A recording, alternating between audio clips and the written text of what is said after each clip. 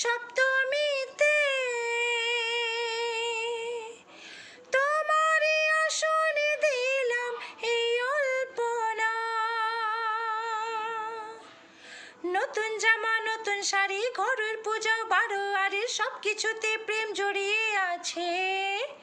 পুজো পুজো গন্ধ নিয়ে নতুন গানের ছন্দ নিয়ে শারদিয়ার খুশিতে মন নাচে। এলো